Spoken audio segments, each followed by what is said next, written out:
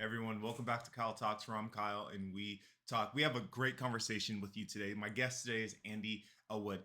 He is a serial entrepreneur. He's built companies. Facebook has bought them. Google has bought his companies. And he also sold planes for Warren Buffett. In our conversation today, we talk about his new company he started, Stretch.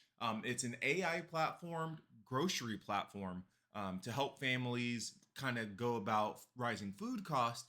But we also talk about the bigger picture. We talk about the future of AI agents working on your behalf, and whether this technology is going to completely validate humanity or assist humanity. We have so much good conversations here. Sit back and relax and enjoy my conversation with Andy Ellwood. Andy Ellwood, welcome to the podcast. Hey, thanks for having me. Thank you for making time. Jumping right into it, who is Andy? What have you done? What are you doing right now? Just fill us up on everything. I am a repeat startup founder that is constantly looking for ways to leverage collective knowledge. That there's a little bit of things that you know, a little bit of things that I know. And if we put those things together, jumbled it around and spit out something, is it something that we know that's more? And so I've been a part of companies that leverage collective knowledge over the past 15, 20 years. And I'm building a new one called Stretch, which is the first ever smart grocery shopping list, helping people save time and money on every single trip to the grocery store. We launched over the holidays, and we're saving people about $1,000 a year on groceries just by simply using price and transparency, like what we expect to have for most other things in our purchase history, like Zillow for homes or Expedia for travel. But for whatever reason, there's no source of truth when it comes to groceries, and we decided we should build one. Awesome. I have to ask, I heard you sold planes or something like that. Can you tell us about that? I'm interested, Yeah, actually. yeah, yeah. I got my start. Studied finance in college and always had kind of an entrepreneurial bent. Figured out entrepreneurship is even easier if you're good at selling people things. And I believe that there's two types of people in the world: people who are in sales and people who are in denial that they're in sales. And we're all selling something, right? And the sooner that you lean into the fact that sales is a really valuable skill, the more success I think most of us would have. And so my first job out of college was selling life insurance, which if you can sell life insurance, you can sell anything else, because Agreed. it's the most awkward Agreed. conversation to Yeah. turn into a close. Like, hey, Kyle, have you thought about your death recently? Yeah. I've got something for you. So that was my first job out of college. But fortunately, when if you're good at something, word gets around. And so Warren Buffett has a private jet company, and they were looking for somebody to lead sales in the North Texas region, which is where I was based. And selling private jets to celebrities, billionaires, and athletes is more fun than selling life insurance. Okay, I come from a sales background. I agree with you 1,000 wholeheartedly. You know you're in sales or you're lying to yourself. That's so true. So true. With any job, really. How does that my salesperson mind is, how does that work? Do you just send like cold emails? Hey, I got this plane. Like, how does that work? Yeah, well, so the best part about having Warren Buffett own the company is he's pretty good at marketing. Yeah. And so, the company's called NetJets. He became a client of NetJets was started in the late 80s. Warren Buffett became a client in 1995. He liked the company so much, he bought the company in 1996. And so from 96 on, it was part of the Berkshire portfolio. And the company that I worked for was Marquis Jet, which was a timeshare version of the card. And it was talked about by a lot of really amazing people. It was actually on the first season of The Apprentice with Donald Trump, was Wow. like, come up with a marketing campaign for Marquis Jet, right? And so Jesse Itzler, who a lot of people have seen more recently, married to Sarah Blakely. He was our boss, and an absolutely incredible marketer. So they were always doing stunts. They were always having celebrities involved, and so always advertising in the right places. The Marquis Jet Super Bowl party was like the hottest ticket in the early 2000s. Everybody wanted to go to that to that event, and so just word of mouth, when there's about 10,000 people who you could possibly sell to, everybody kind of knows a little bit about what you're doing. But it's just a function of making sure that are able to show up with the right information and make sure that you can get the right jet on the ground, for the display that you need. So yeah, but I think the most interesting part about the sales process was it was fun to work with the celebrities. It was fun to work with the athletes. But the thing that I learned the most from was the people who are like the celebrities of industries and you've never heard of them. Right? Like they're the best at the thing that they do. And if you are in their industry, they're the top of the game. Yeah. But like to most of the rest of the world, you've never heard of them. And so they enjoyed being rich without being famous. And I think those are the people that I learned the most from. Oh, okay. I recently was having a discussion with a previous guest, and they were talking about how there's so many people where they're top performing, but you have no idea who they are. So it's kind of interesting that make I yeah, there's people we don't even know, but they're the best at what they do, and if you're in that arena, you would know who those people Yeah. are. Yeah, that's great. Hey, Andy, I also want to say congratulations. I believe your family just expanded a little bit It as did. well, Yep. right? Yep. My firstborn daughter is 7 months old. So it has been a crazy past 12 months, but nothing better than the world. So very, very, very grateful. And she slept through the whole night last night. So very proud of Wow. very, very proud of Okay. her. You know, Okay. I'm not trying to brag to any other new parents that are out there, but like my daughter slept through the night last night, and like that felt great. I'm not a parent yet, but I do know that's like top. Yeah. Okay. Congrats. Big night. Big night. Big day. All Yeah, right. Uh, we're focused on Kyle talks about like specifically finance, economy, how it all comes together, what that yeah, means for people and I want to kind of jump into stretch with this. We want to understand people want need to let me start with this. I believe it is a blessing to be ignorant about finances in America. Whether you want to call it a blessing or not, I agree. But the point is, we're very ignorant about our finances in America, especially when it comes to groceries, keeping on top of that. People are aware, but they don't know really what's going on. So, economy is the bridge between that. And with mhm, tariffs and all these things that are affecting prices, and that we've discussed, mhm. how does stretch play into that? Because I believe you guys use AI. If you can tell us more about that. Yeah, yeah. So I think that the inspiration for Stretch, really, I mean, kind of goes back to my childhood. My mom, I'm the oldest of four kids, and I didn't know how month to month we were, until later. Like I was able to kind of look back, and even in conversations with my parents, like as adults, they're like, yeah, there were definitely times where we weren't really sure how we were going to make it next month. And and as a kid I never knew, right? Like shout out mom and dad, like Yeah. Yeah. they did an incredible job of like, you know like they were worried, and they did the things that they had to do to make sure that we always had enough. Like I thought getting hand me downs for my friend Josh was like cool, right? Like I didn't realize that it was like Think we all, cost yeah. saving measure, that the Williams family at church were kind enough to like give Yeah. me his clothes, after he outgrew them. So um so looking back on how frugal my parents were, my mom had a cookbook called Once a Month Cooking, and it showed you how to like mash up a bunch of recipes so you could go to the grocery store one time per month and use every ounce of everything that you bought over the course of a month to make a month's worth of dinners.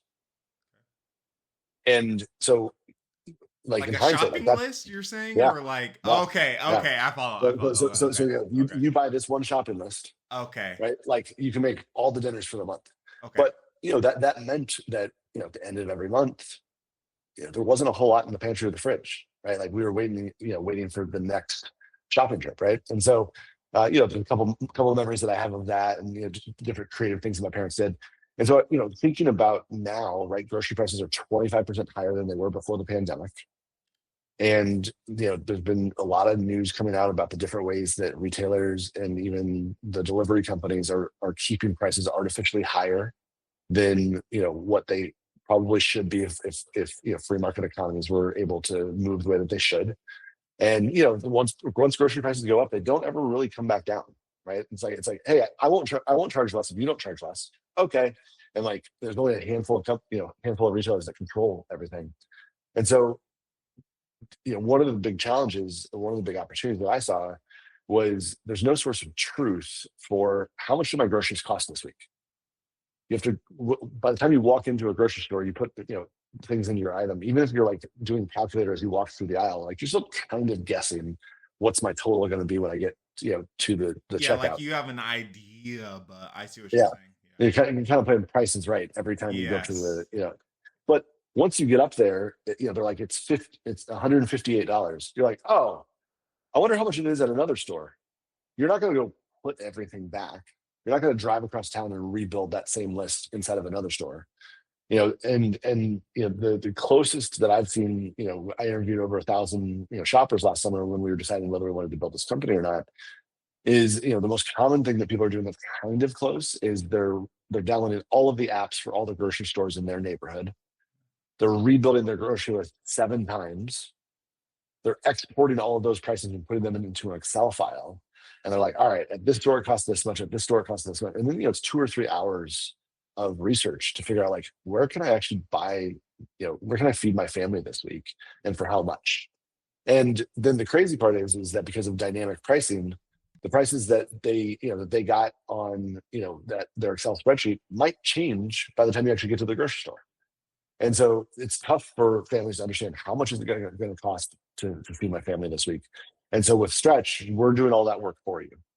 So with Stretch, you simply give us your grocery list, tell us what's on your list to buy this week, and then we will check all the stores that are on the platform in your area.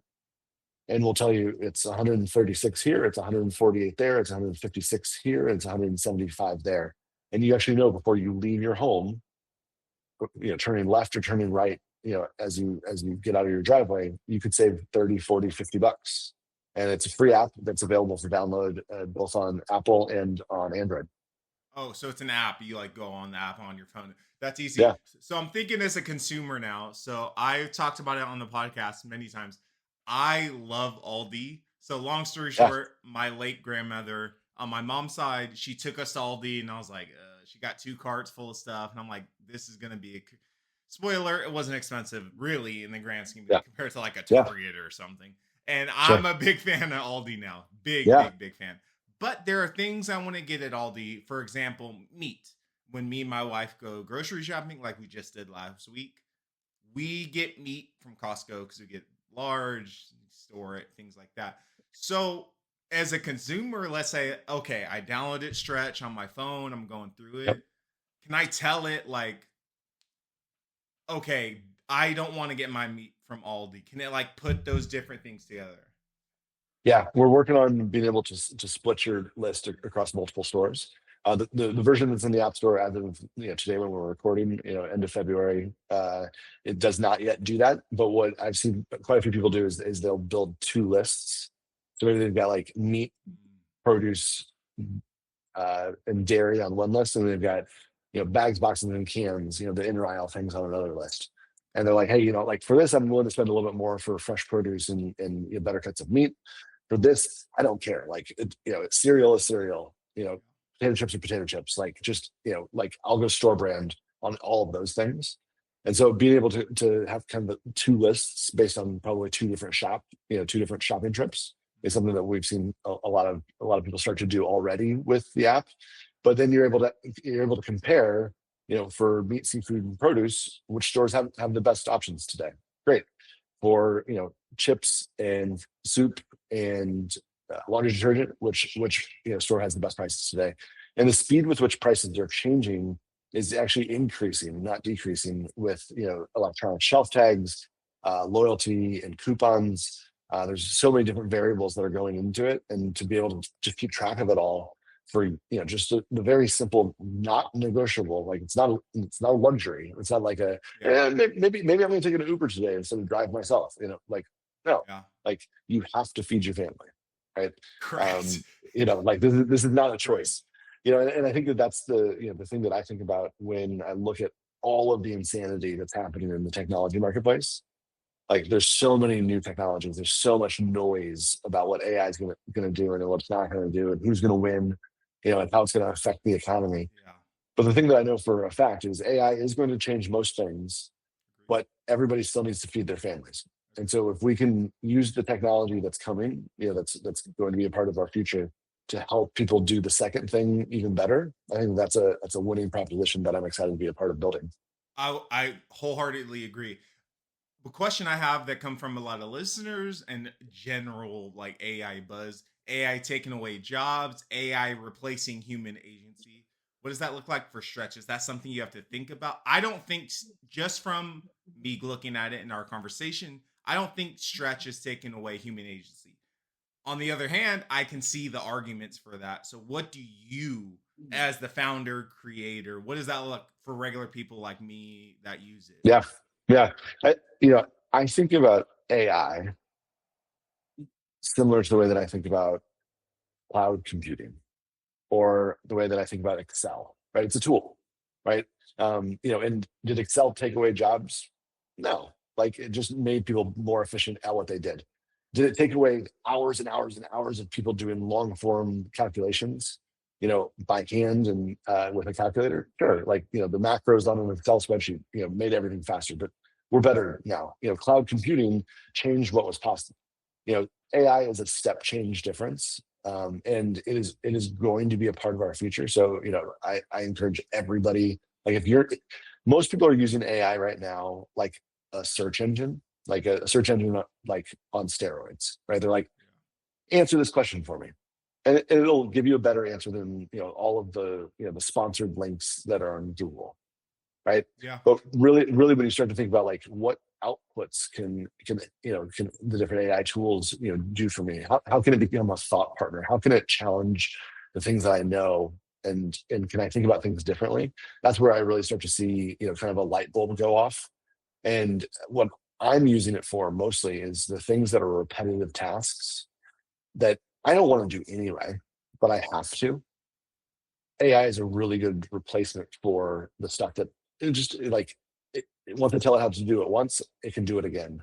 And we think that that's grocery shopping is not anyone's favorite thing to do, but you have to do it.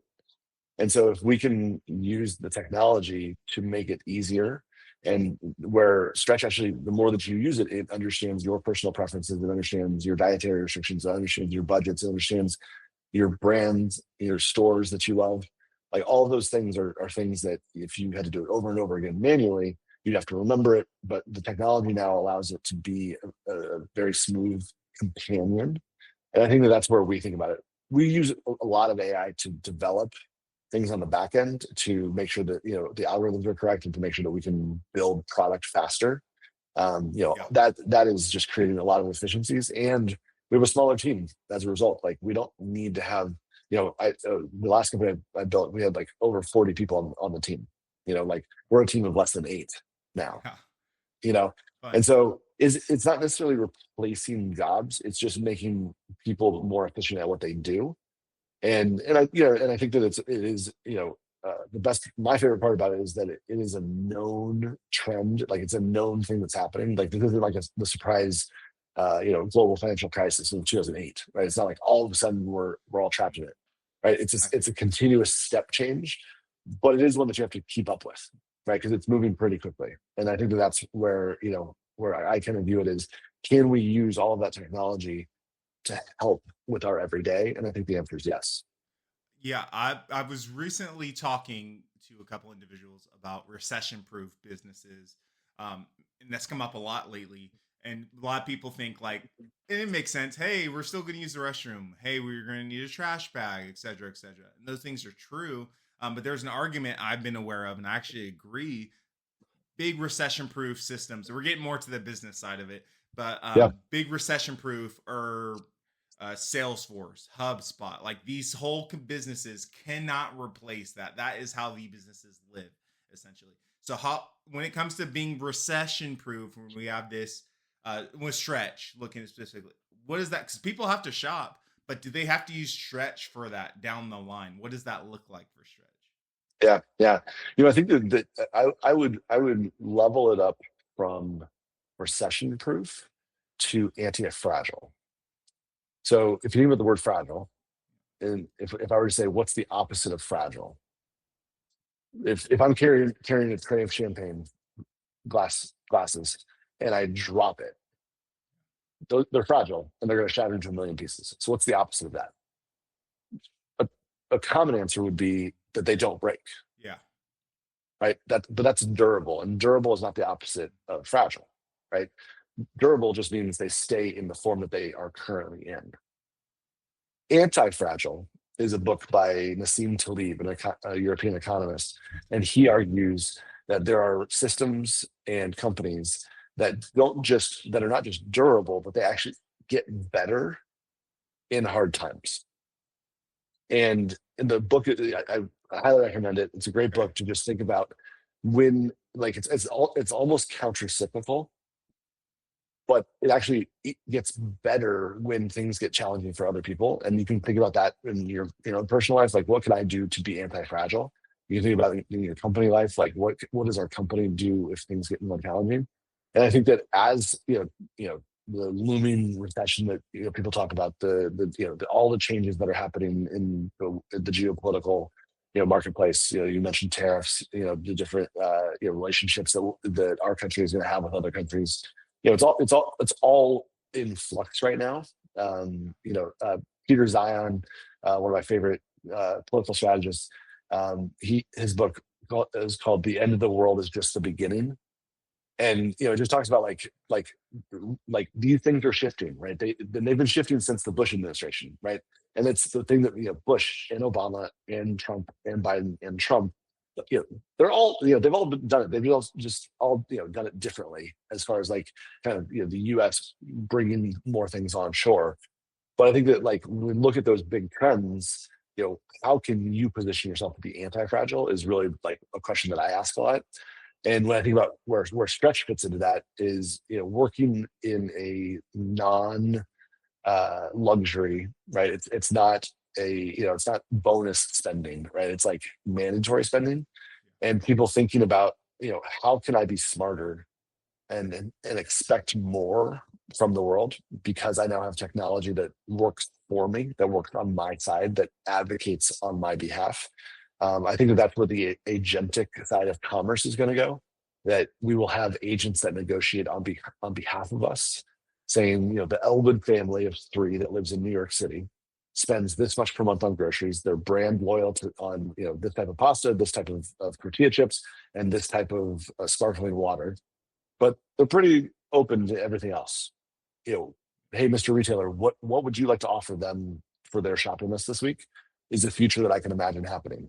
And I think we've seen it across a lot of other industries, kind of real-time bidding, but I think that's something that could come to grocery as well. Now, yes, we're getting into very interesting territory for me personally, at least.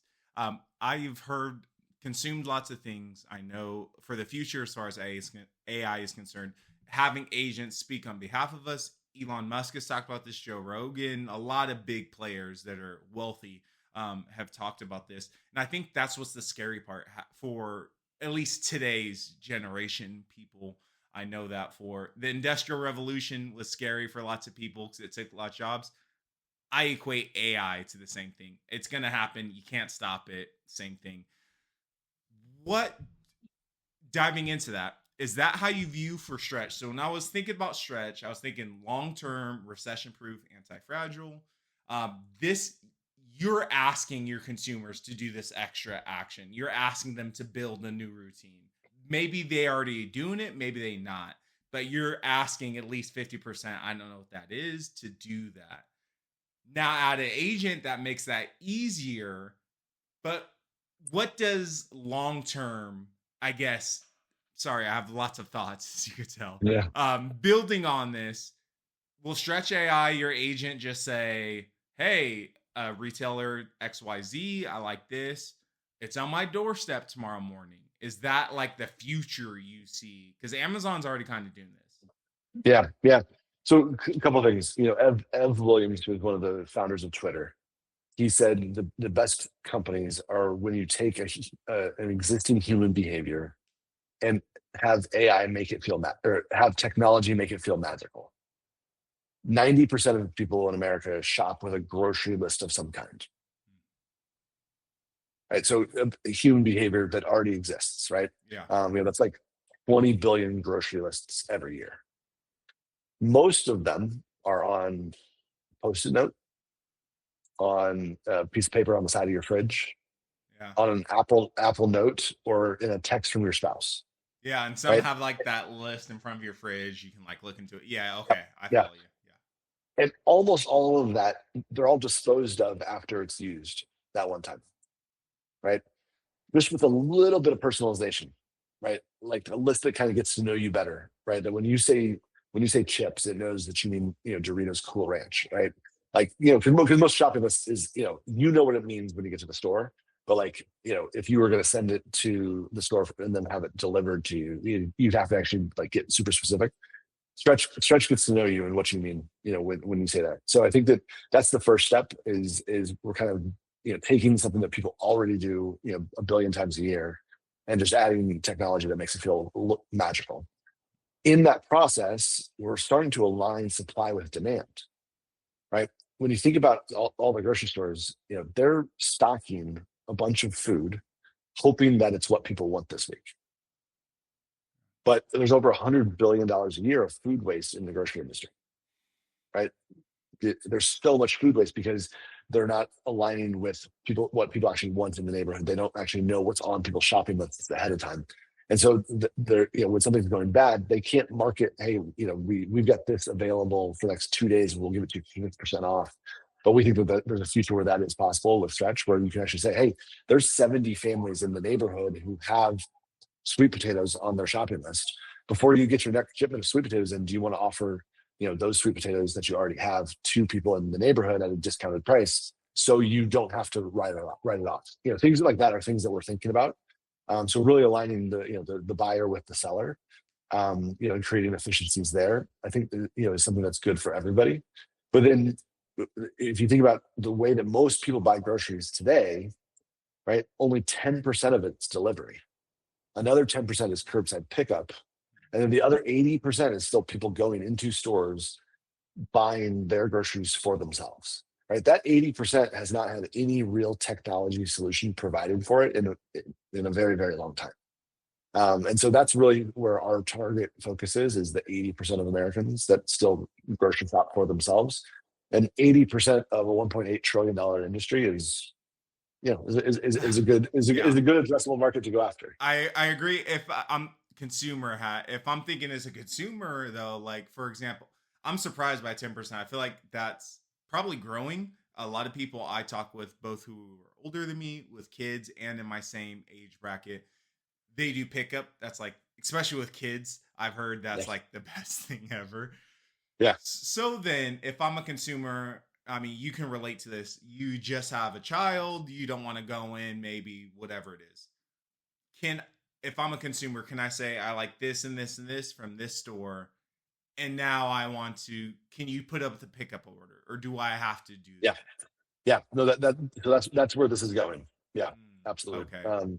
Yeah. Is the integrations with the delivery companies, integrations with the Uber Eats of the world, the Instacarts, the DoorDashes, or the curbside pickup. But what's really interesting, and this is something that we learned when we were talking to all the shoppers last year, Okay. is curbside pickup is for a specific set of items. So in the same way that there's certain things that you buy from Aldi and there's certain things you buy from Costco. What a lot of people do for curbside pickup, and I don't know if this has a name yet, but Okay. they do curbside pickup for inner aisle things, right? So bags, boxes, and cans. And then they go park their car and then they go into the grocery store to do the outer aisle things themselves because they want to pick their produce. They want to see the marbling on their steaks. They want to double check the cheese selection. They want to make sure that they pick the dairy or non-dairy milk products Yeah. that they want. So even though they do curbside pickup for maybe the bulk of their buy, they do another buy where they actually walk in the store to do the outer perimeter. So because it is the number one complaint for all the delivery services is like the avocados were too ripe, the bananas were green, like the produce picking, and kind of the experiential grocery is where most of the complaints are That on the makes delivery sense and because you and want, curbside yeah. pickup. Hmm. So it's an interesting phenomenon. But even though people do curbside, a lot of people then go back into the store. They just don't do their entire shop. So Hmm. it's And a funny trend. I've seen that too. I used to work at Target doing curbside a long time ago, but it's I would help get here's your bag, etc., etc. They'd go back in line, and I'd see them in the store, like I just saw you in your Lexus or whatever it is. Yeah, Um, yeah, and I think that's an important part, right? Like I like this expanding on this idea, seeing these things. I want to see the marbling, USDA. What kind of yeah, grading is it? yeah, What does Stretch do with that? They're like, hey, he likes 50% marbled and it just uses AI. I mean, I don't know. Like, what is yeah. that? Yeah. Yeah, well, and again, that's the reason that we're really targeting this towards people who do go into the stores themselves, Mm, right? So it's they're doing the picking themselves.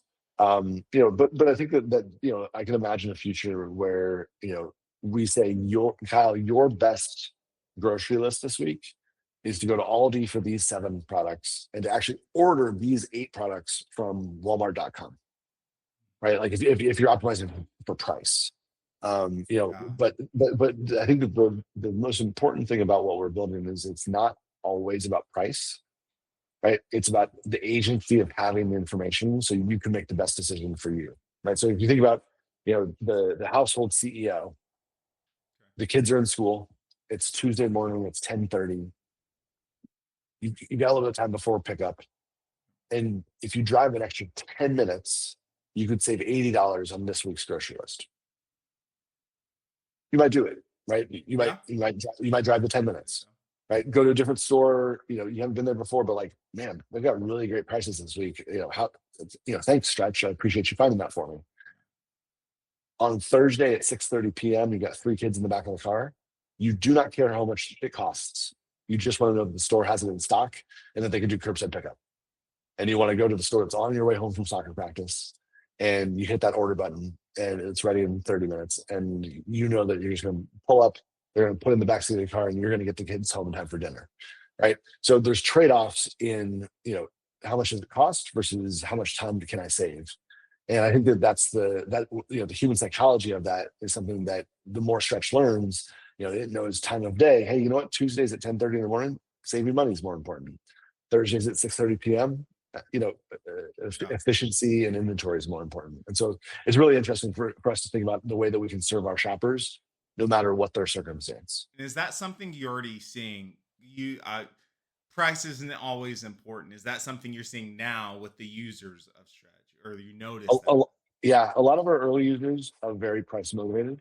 Mm, But we are seeing, when the results screen pops up, they're able to see distance, and they're able to see inventory, and they're able to see price for your entire shopping list. okay. And so seeing which ones they toggle between is an interesting signal for us to understand that people are not always just focused on price. They're looking for distance, that they're looking for product selection. Like Aldi has a lot of store brand, right? Yeah. None of if you took your Aldi grocery list, you can't buy any of those things at Target. Yeah. But on the back end with AI, we built what we call an equivalency model that says this product at Aldi equals this product at Target. And so we can actually give you an apples to apples comparison of, this is what the Target brand product is.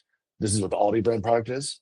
And so that's one of the pieces of technology that is baked into everything that we're doing. Gotcha. Another last business question I have before we jump into like consumer side, but I'm thinking for the future of Stretch and what that should look like. I'm thinking of Amazon. Amazon really changed it. Everyone I just ordered, so I'm like on a health journey. I love sardines now. Like I don't know. I just ordered some sardines yesterday after the gym and they're at my door last night. So I'm like, oh, I just ordered. That said, and with that experience being super fresh, what does that look like for like Stretch in the future? Connecting with other, let's say Aldi, Stretch and Aldi make a partnership because you want to reach those people who don't go in and just do pickup. I imagine I have no statistics, but I imagine that grows exponentially just looking at Amazon alone. So let's say like, hey, Aldi people, take a picture of your produce, Now it's on your site, and Stretch can. So if oh, those look like good avocados. I'll get this one, this one, this one, and this is way future. Have you thought about that? Yeah, I think that we're building the grocery intelligence layer, right? So being able to translate what is available and at what price locally, and the fulfillment of that. There's already massive companies that are all in on the fulfillment piece of it, but the origination of here's what I intend to purchase and this is what I want to feed my family this week. What are my choices? Great. I'm going to send it to this delivery company for fulfillment, or I'm going to do this the curbside pickup, or I'm going to go myself because I have the time. Um, you know, those are going to be things that are constant, And by constant. fulfillment, sorry to interrupt, just to make sure I'm Yeah, on the same page. By fulfillment, you mean the people who go and pick the the pickers. orders? And Yeah, yep, okay, okay, yeah, okay, yeah. So like the Instacarts, the Uber Eats, the DoorDashes, gotcha. the gig economy workers. Yeah, Huge businesses that are doing incredibly well.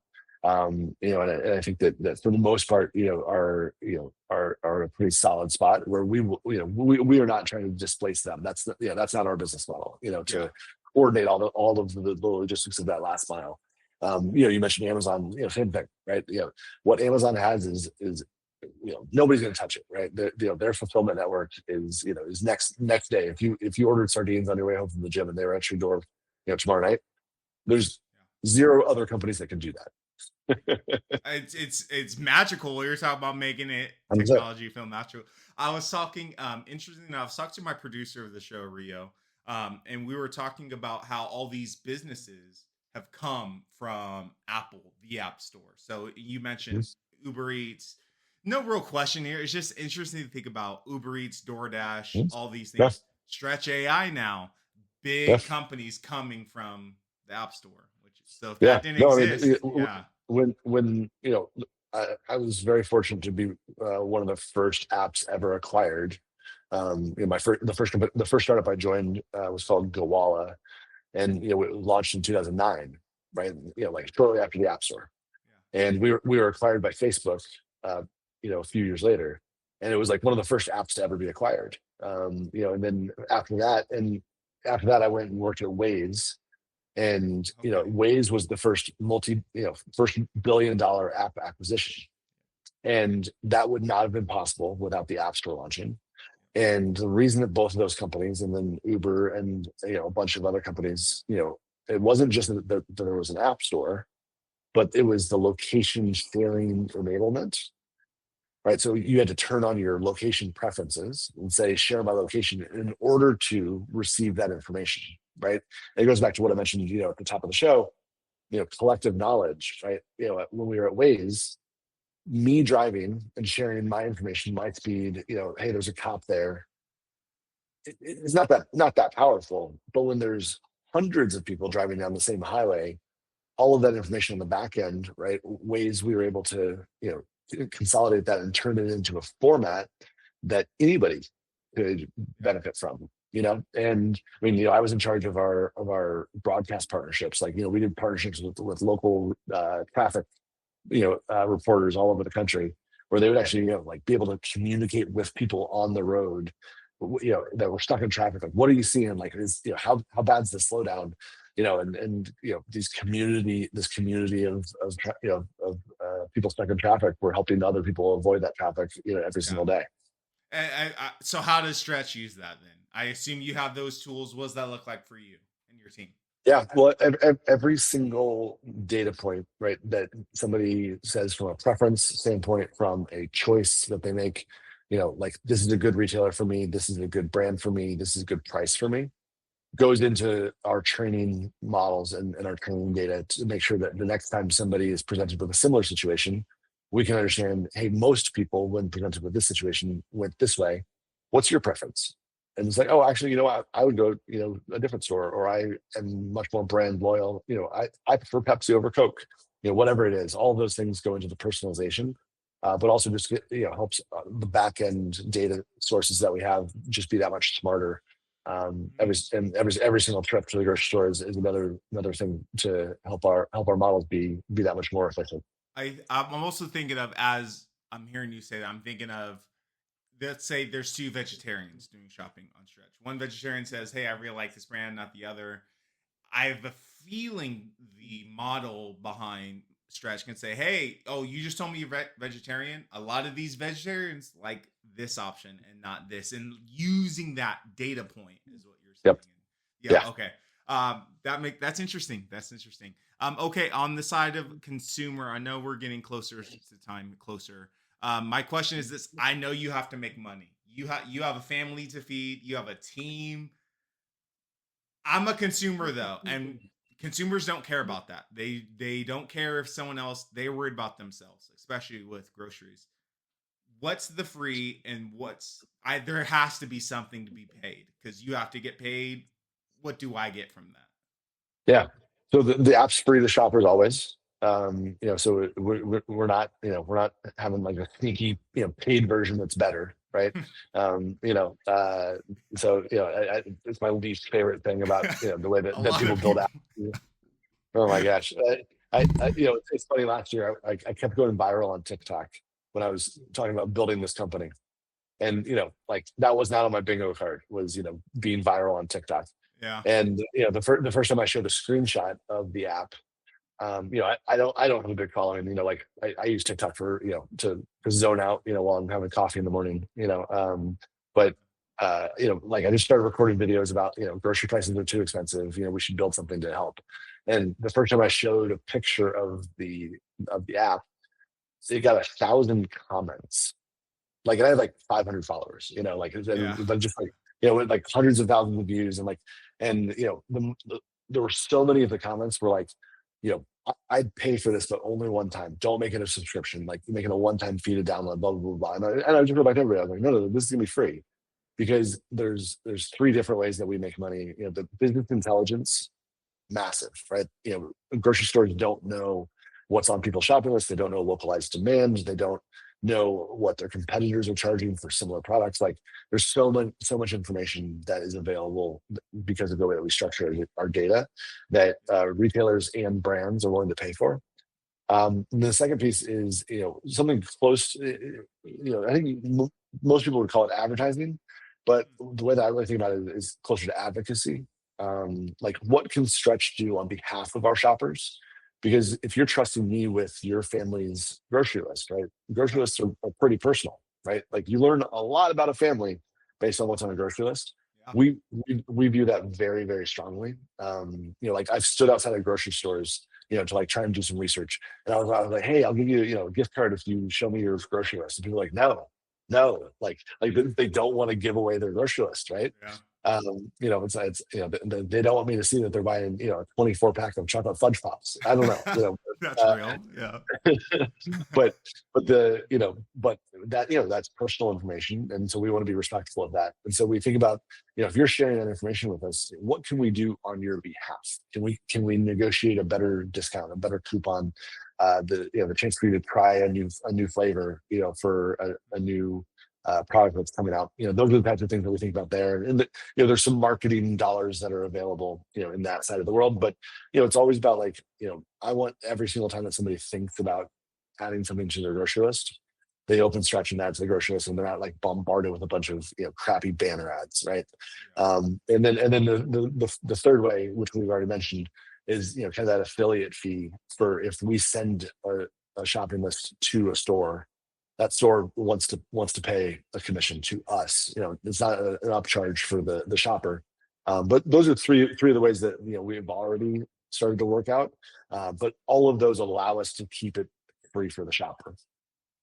I see. So if correct me if I'm wrong, please, but making it into layman terms, understanding sounds like behind the scenes there's lots of data transparency.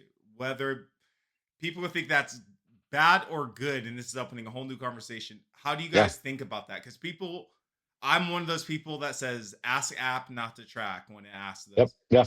Yeah, what is that? If am I losing you money then? Let's say I download Stretch, or there's people who actively do that. What does that look like for you guys? Yeah, I think that the value that people are getting, and this is something that, as the CEO, I think about a lot, is how do we make it a win-win situation? So, this is not currently in the build, but one of the things that we've been wrestling with and debating internally is, what if we paid a data dividend? What if we said, hey, part of the way that we make money is through advertising and data, and for what it's worth, that's how literally every single app on your phone makes money. I Like, agree. Yeah. like so so Yeah. so It's you know true. so It's so true. so we're just going to be honest about that fact. Yeah. That's It's how we real. make money. Yeah. Like, that is how we can provide you a service.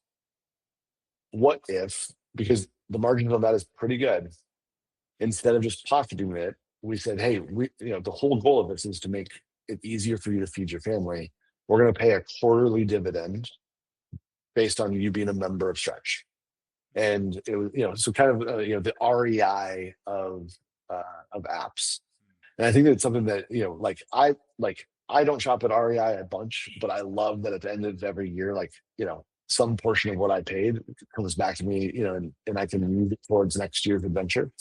I think, it's something that I think that there's going to be a lot of unique business models that are going to be required in the future, because when you think about the way that the current advertising stack works in most technology, it requires humans to see ads, right? It's the number of impressions that an ad gets. It's the reason that social media networks are, behavior modification networks Yep. that are tricking you into sticking around because of dopamine hits so that they can serve you another ad, Yeah. right?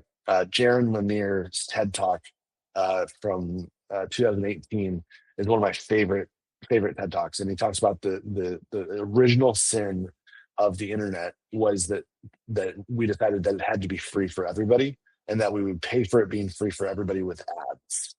And so every single business model since the 90s has been designed to advertise to you so that you can get free internet. Yep. And that's what's caused so much of the strife and the challenges of our society, is because it's all about how long can we keep you on a site. Yeah. And I think that's one of the things that I think a lot about, and I think that new business models are going to have to emerge, because it was not going to be humans on most sites in the future. It'll be AI and agents grabbing that information, not looking at that banner ad, not looking at the enraging thing that's going to keep me, like, the president said what, like, Yeah. That's we like talk about that a lot on Call Talks.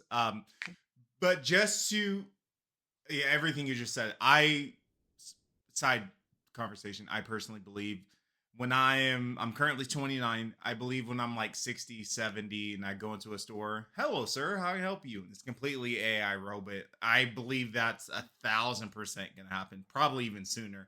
Anyways, with what you said about like social media algorithms, it's better to rage bait, joy bait, just keep you going, whatever kind. Would Stretch be doing that essentially? Oh, here's this. A lot of people love this. Aldi, or a lot of people seem to love Costco. Based on what you've shared, it sounds like it would probably, whether that's bad or good, that's for people to decide. yeah Just realistically, am I wrong, or does that kind of sound like they're two of the same sides of the coin? yeah I think that if the information is like, if we would deem it as information that helps you achieve your goals, we want to make sure that you can find it. And so if your goal is to save money, if your goal is to eat healthier, if your goal is to save time, then we want to expose that information to you. But the personalization of it, right? We're going to know that this is actually helpful for Kyle, not, we need to hit 10,000 people today with this banner ad in order to meet our quota. It wouldn't be a banner ad though. It'd be this store, as you just taken from me. You said you don't want to show banner ads. Thank you. Yeah, yeah. But in terms of it won't be a banner ad. It will be this store though. Am I misunderstanding something? It would be somewhere in your journey, right? So there's three different user journeys within the Stretch experience. The first is, I'm adding something to my list, right? And open the app, type in cold cuts, right? Close the app. Your wife is adding things to the family list, right? And you guys are building your joint list together, I right? see. Then there's the time to go to the store, right? Get recommendation. Hey, Stretch, where should we shop this week, right? Stretch pulls up I see. a recommendation, says, here's all the stores in your area. This one has a special just for you and your family.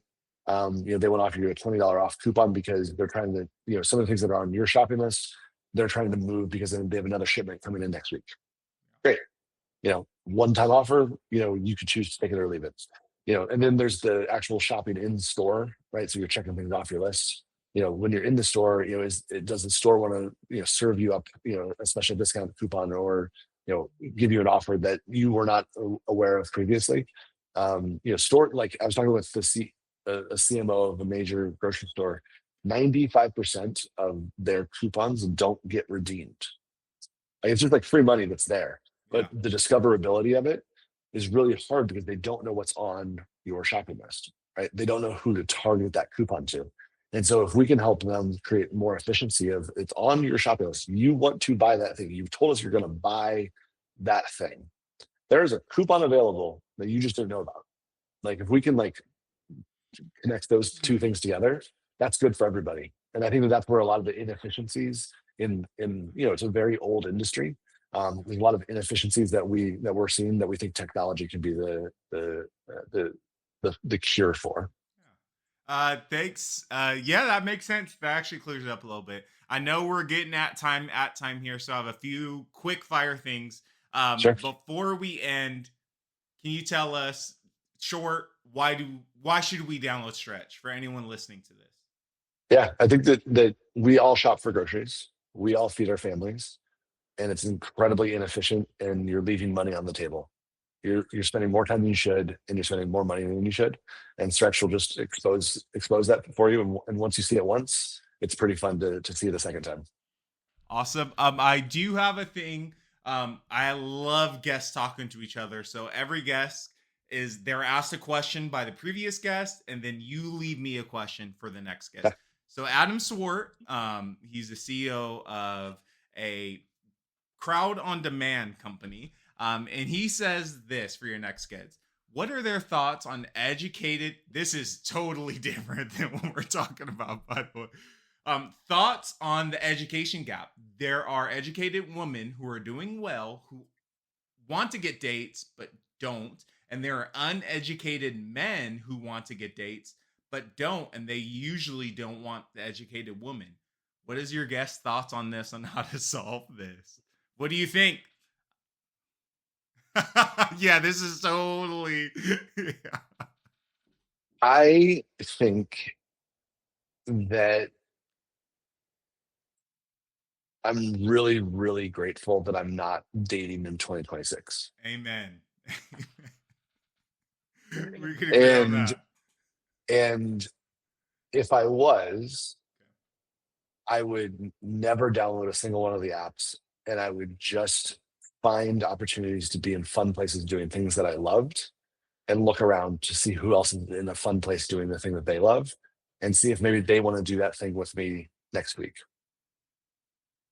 I really like that, Andy. I like that. So I like that. I have to see I what didn't Adam answer the thinks about that. question because I'm not completely sure what the question was, but that is the best dating advice that I have ever received and have ever given out is like run your race, like go be the absolute best version of yourself. And if you're sprinting at the thing that you're meant to do in this world, and you happen to look next to you and somebody's keeping up, and like they're running in the same direction, like run together for a little bit and see what that's like. And then like say, hey, do you want to go for another run? Like, let's do another thing and let's do another thing. And like just keep being true to yourself. Like people play way too many games and it's not that hard. Amen. And people stay in relationships way longer than they should because they're afraid of being single again. Like, like fail fast, like just like say who you are, say this is what's important to me. And if they're like, that's not important to me, then it's like, cool, nice to meet you. Have a great Go life. next. Like Yeah. next. Yeah, go Gigi, go next. I entirely agree. I'm curious Adam's thoughts on that. But with that said, Andy, give us a question for our next guest. And it could be about anything, as you can see. Anything. Yeah. Yeah. Uh, Dear next guest, if you were going to describe yourself as a cuisine of food, what would it be and why? Kuzi, what kind of? I like that. I like that. I like that. Well, Andy, we're at time here. I'm gonna be respectful. I've genuinely enjoyed this conversation. If people want to get connected with you, if they want to get with Stretch, Yeah. how can they do those things? Yeah, download Stretch in the Apple or the Android store. Just search Stretch Groceries, and you'll find it there. It's a free download. If you want to track me down, I grew up on the internet, so fortunately, I am at Andy Ellwood on every platform, and I read all my DMs, and have raised, made a lot of money from people who, wanted to invest in the company, who slid into my DMs, which is wild, but it's the way the world works these days. So I read them all and I reply to every message that I can. But that's the best ways to track me down. Awesome. Thank you, Andy, for coming on Kyle Talks. Absolutely. I appreciate it, Kyle.